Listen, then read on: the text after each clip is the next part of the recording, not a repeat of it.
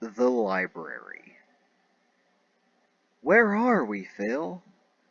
Not sure. I've been following the road, but there hasn't been a sign of anything for a while. The duo had been traveling for a few days, and Philemon had taken advantage of the lack of civilization to bag a few deer and rabbits to increase their supply of fur and meat. But even to him, it was odd that they had not reached some sort of town by now, especially considering there was a path that they were driving down. Who had maintained it? Hey Phil, what's that building? There was a building up ahead. A sign in front denoted it as a library. The first building for days. I guess we'll have to stop here. Of course we will. Remembering back to my town hopping circus days, we should at least be able to get a good cup of coffee here. When they parked in front of the library, they saw a carriage parked next to them. A couple were standing outside of it. Give me a second here. It fits at the waist, but what do I do with this tail? Come on, just put your feet together. Pretend you're a fish. Okay, I'm trying. How the hell am I supposed to not trip with my feet together? Philemon and Baucis exited the car after hearing this exchange. The man looked towards Philemon and nodded. The woman stood there examining Baucis' wings. I see that your group got chosen for the sylphs then, huh?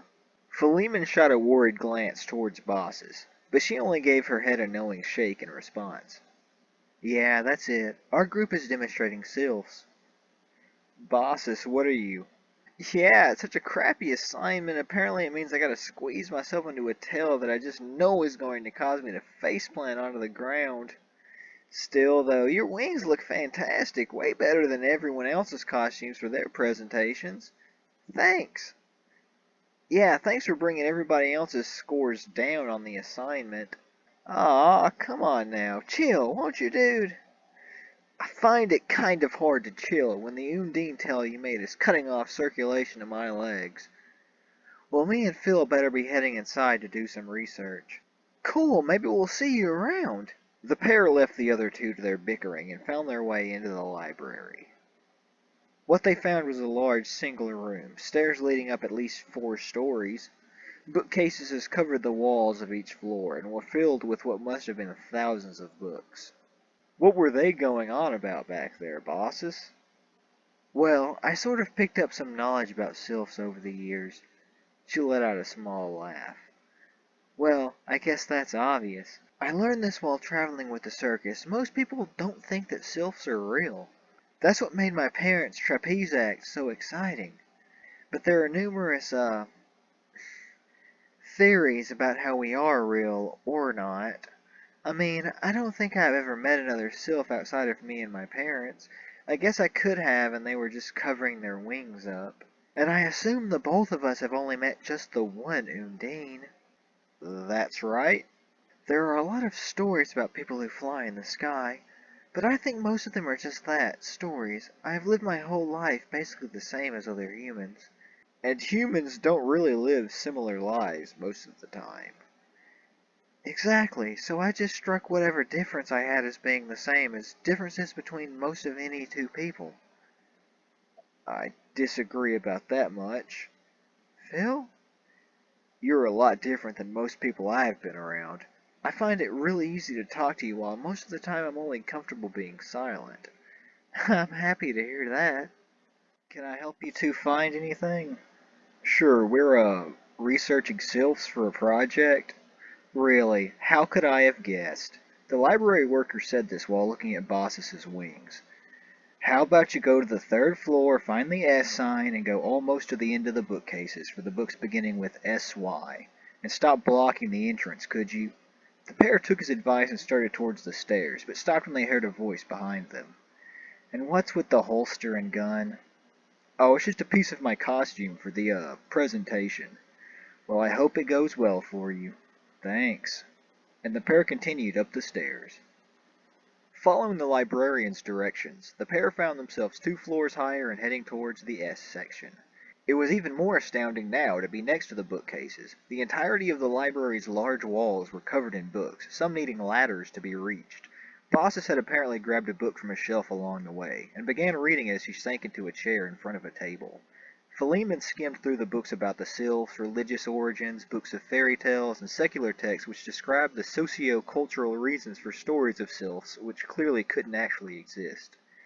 It says here that sylphs hunt and eat raw birds in the sky with spears, being able to eat lunch without ever leaving the sky. Baucis looked back at him with a furrowed brow and let out a sigh. Yeah, I heard a lot of crazy things about sylphs while traveling in the circus. What about you, though? I'm surprised you don't have anything you have been told in school or during your travels. Well, I didn't really go to school. I had tutors come to my house, and I don't really converse that much with people in the towns I passed through. Baucis continued to flip through her book while Philemon found a book that grabbed his attention. It was written from a hunter's point of view, and was written kind of like a diary, chapters designated by what he found in the woods in some of his travels. This book is pretty good, Phil. It's these two people from feuding families, but they fall in love regardless. It's not looking good right now for 'em, but I'm sure their love will prevail over the situation, and some of these romance scenes are pretty steamy. Really? Philemon was lost in flipping through the hunter's diary. It started out talking about small game like rabbits and continuing to larger game, deer, moose, things like that. Kind of like a guidebook for new hunters explaining how-to topics, such as how to catch game and recipes and stories, but some of the animals were beginning to sound more fantastical, describing creatures Philemon had never even heard of before. Anyway, Phil, I'm sure you have had a lot of romances breaking hearts in the towns you have traveled through. Philemon continued turning through the book. No, nothing like that has ever happened. I don't think people look at me in that way. Wow, did you think that you might just be oblivious of their interest there, Phil? Philemon barely looked up from his book. The hunter in his text had apparently, accidentally, ran into some mystery in his duck hunting. A wingspan much larger than what he was used to appeared, maybe on a creature as large as a human. I think I would know if I was oblivious or not. Wow, okay, Phil. The hunter followed the large winged creature through the woods. Breaking out of the forest edge, the creature, now unimpeded by the tree branches above, began to rise further and farther into the air. Now in the light of the sun, the hunter saw a human with wings, golden hair flowing off of their head and tossed wild by the wind and the force of their flapping wings, heading towards a shining white marble city that was floating in the sky. Oh my God!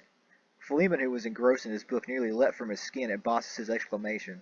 He stared at her wide-eyed as she seemed okay. She was still sitting at the library desk like nothing had happened, though other people in the library started glaring in her direction. Philemon noiselessly mouthed the words, "What's wrong?" when she turned to look at him.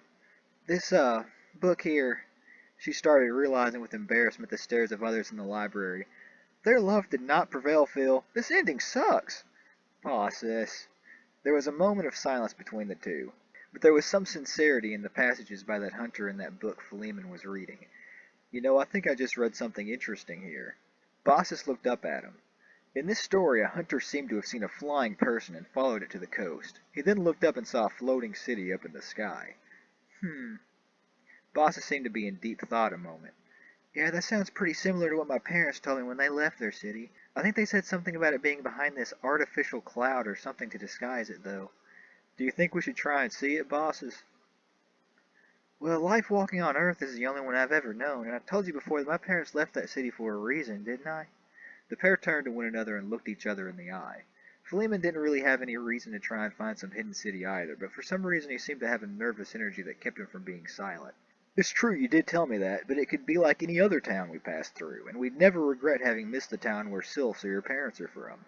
Baucis stared back at him for a long moment. Philemon realized after he said we in his explanation for visiting the city as if offering Baucis a destination to the journey they were taking would be an excuse for them to stay together longer than they had already.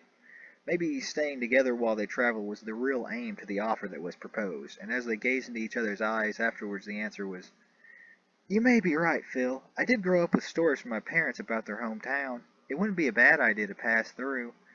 Yeah, that's what I was thinking, and think of all the things we may see from here to the far-off coast this book describes. They both smiled and laughed at one another, due to how unnaturally animated they were becoming compared to the library setting they were in. And it seemed the people around them were also noticing how animated they were, with looks of exasperation on their face. I guess we better head out then, huh?